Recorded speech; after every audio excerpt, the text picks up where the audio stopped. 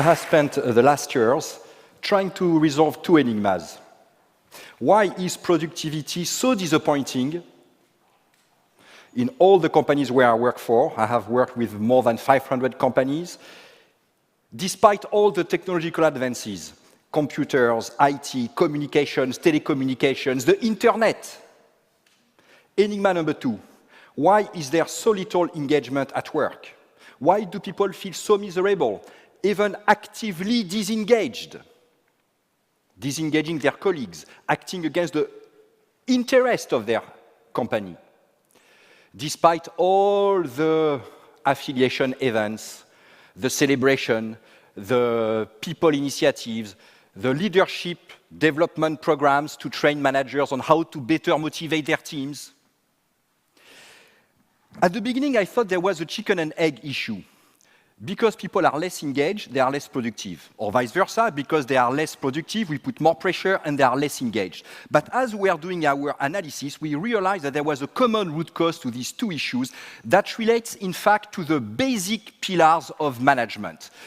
The way we organize is based on two pillars. The hard, structure, process, systems. The soft, feelings, sentiments, interpersonal relationships, traits, personality. And whenever a company reorganize, restructure, re-engineer, go through a cultural transformation program, it uses these two pillars. Now, we try to refine them, we try to combine them. The real issue is, and this is the answer to the two enigmas, these pillars are obsolete. Everything you read in business books is based either on one or the other or their combination. They are obsolete. What does it work? How do they work when you try to use these approaches in front of the new complexity of business? The hard approach basically is that you start from strategy, requirements, structure, process, system, KPIs, scorecards, committees, headquarters, hubs, clusters, you name it. I forgot all the metrics, incentive, committees, middle offices, and interfaces. What happens? Basically, on the left, you have more complexity, the new complexity of business. We need quality, cost, reliability, speed. And every time there is a new requirement, we use the same approach. We create dedicated structure, process, systems, basically to deal with the new complexity of business. The hard approach creates just complicatedness in the organization. Let's take an example. An automotive company, the engineering division is a 5-dimensional matrix. If you open any cell of the matrix, you find another 20-dimensional matrix. You have Mr. Noise, Mr. Petrol Consumption, Mr. Anti-corrosion Properties. For any new requirement, you have a dedicated function in charge of aligning engineers against the new requirement. What happens when the new requirement emerges? Some years ago, a new requirement appeared on the marketplace, the length of the warranty period. So therefore, the new requirement is repairability, making cars easy to repair. Otherwise, when you bring the car to the garage to fix the light, if you have to remove the engine to access the lights, the car will have to stay 1 week in the garage instead of 2 hours, and the warranty budget will explode. So what was the solution using the hard approach?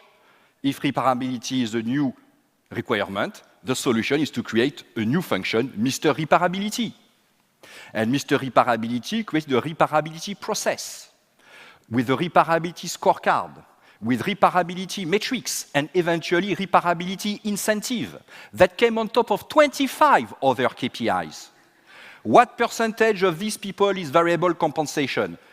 20% at most, divided by 26 KPIs, repairability makes a difference of 0.8%. What difference did it make in their actions, their choices? To simplify, 0. But what a cost for 0 impact, Mr. Repairability, process, scorecard, evaluation, coordination with the 25 other coordinators to have 0 impact. Now, in front of the new complexity of business, the only solution is not drawing boxes with reporting lines. It is basically the interplay, how the parts work together, the connections, the interactions, the synapses. It is not the skeleton of boxes, it is the nervous system of adaptiveness and intelligence. You know, you could call it cooperation, basically. Whenever people cooperate, they use less resources in everything. You know, the repairability issue is a cooperation problem. When you design cars, please take into account the needs of those who will repair the cars in the after-sales garages. When we don't cooperate, we need more time, more equipment, more systems, more teams. We need, you know, when procurement, supply chain, manufacturing don't cooperate, we need more stock, more inventories, more working capital. Who will pay for that? Shareholders? Customers? No, they will refuse. So who is left? The employee, who have to compensate through their super individual efforts for the lack of cooperation, stress, burnout, they are overwhelmed, accidents. No wonder they disengage. How do the hard and the soft try to foster cooperation? Well, the hard. In banks, when there is a problem between the back office and the front office, they don't cooperate. What is the solution? They create a middle office.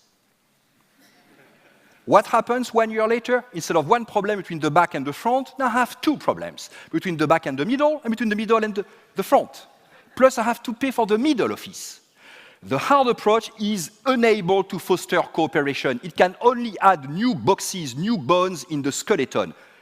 The soft approach, to make people cooperate, we need to make them like each other. Improve interpersonal feelings. The more people like each other, the more they will cooperate. It is totally wrong. It is even counterproductive. Look, at home I have 2 TVs. Why? Precisely not to have to cooperate with my wife. Not to have to impose trade-offs to my wife. And why I try not to impose trade-offs to my wife? Precisely because I love my wife. If I didn't love my wife, 1 TV will be enough. You will watch my favorite football game. If you're not happy, here is the book or the door. The more we like each other, the more we avoid the real cooperation that would strain our relationships by imposing tough trade-offs, and we go for a second TV or we escalate the decision above for arbitration. Definitely, these approaches are obsolete. To deal with complexity, to enhance the nervous system, we have created what we call the smart simplicity approach based on simple rules. Simple rule number 1. Understand what others do. What is their real work? We need to go beyond the boxes, the job descriptions, beyond the surface of the container to understand the real content. Me, designer, if I put a wire here, I know that it will mean that you will have to remove the engine to access the lights. Second, you need to reinforce integrators. Integrators are not middle offices. They are managers, existing managers that you reinforce so that they have power and interest to make others cooperate. How can you reinforce your managers as integrators? By removing layers. When there are too many layers, people are too far from the action. Therefore, they need KPIs, metrics, they need poor proxies for reality. They don't understand reality, and they add the complicatedness of metrics KPIs. By removing rules, the bigger we are, the more we need integrators. Therefore, the less rules we must have to give discretionary power to managers. And we do the opposite. The bigger we are, the more rules we create, and we end up with the Encyclopedia Britannica of rules. You need to increase the quantity of power so that you can empower everybody to use their judgment, their intelligence. You must give more cards to people so that they have the critical mass of cards to take the risk to cooperate, to move out of insulation. Otherwise, they will withdraw, they will disengage. These rules, they come from game theory and organizational sociology. You can increase the shadow of the future, create feedback loops that expose people to the consequences of their actions. This is what the automotive company did when they saw that Mr. Repairability had no impact. They said to the design engineers, now, in 3 years, when the new car is launched on the market, you will move to the after-sales network and become in charge of the warranty budget. And if the warranty budget explodes, it will explode in your head. Much more powerful than 0.8% variable compensation. You need also to increase reciprocity by removing the buffers that make us self-sufficient.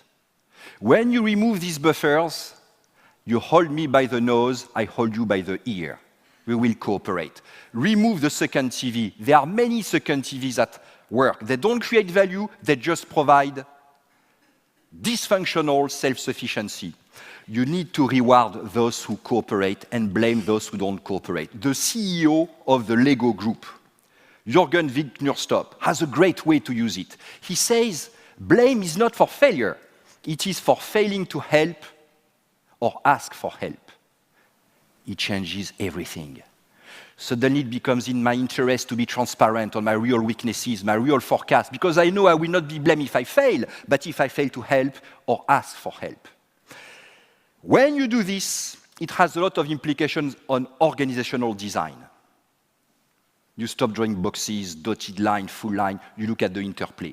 It has a lot of implications on financial policies that we use, on human resource management practices. When you do that, you can manage complexity, the new complexity of business, without getting complicated. You create more value with lower cost. You simultaneously improve performance and satisfaction at work because you have removed the common root cause that hinders both, complicatedness. This is your battle, business leaders. The real battle is not against competitors. This is rubbish, very abstract. When do we meet competitors to fight them? The real battle is against ourselves, against our bureaucracy, our complicatedness. Only you can fight, can do it. Thank you.